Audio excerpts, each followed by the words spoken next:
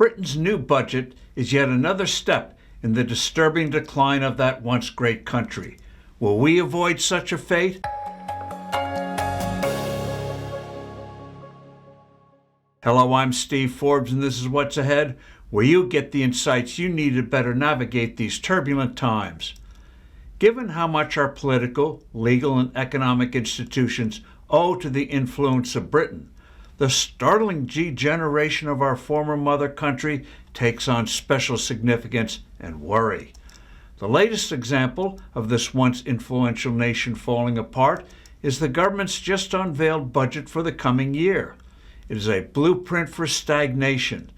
Taxes are going up yet again, with scores of increases of all kinds.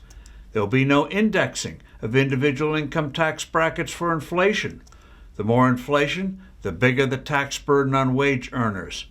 The amount of tax-free contributions people can make to their private retirement funds will be slashed. A new property tax is coming for higher-priced houses. Exactions on dividends and interest payments for upper-income folks will go up.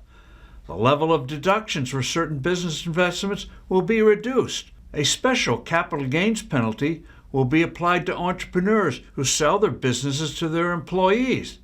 Now, where in the world did that idea come from? There'll even be a levy on milkshakes. Tax revenues are slated to reach 38% of GDP by 2030, the highest ever. Spending outlays are getting to French-like levels. No wonder economic growth is almost non-existent. Under such circumstances, normal officials would be rolling out cuts in tax rates and incentives to save and invest to get the economy engine fired up. But Britain's slide is not just economic. Amazingly, the country of the Magna Carta is moving to get rid of trials by jury, except for the most egregious crimes like murder and rape. Ostensibly, the move is to reduce the backlog of cases in English courts. The reality, however, is that this removes a fundamental barrier to government tyranny. It was such a curtailing of this right by British authorities in the 1770s that helped ignite the American Revolution. The right to trial by jury was spelled out in our Constitution. Another shocking assault on liberty is that Britain is curtailing free speech. London has criminalized online speech that is deemed offensive. Literally, thousands of arrests each year take place for alleged speech violations. It's not unusual for the police to come into the homes of suspected offenders.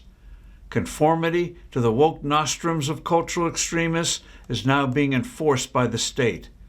Could such a descent happen here? Fortunately, we have a constitution that explicitly protects free speech and trial by jury. Britain's constitution is unwritten.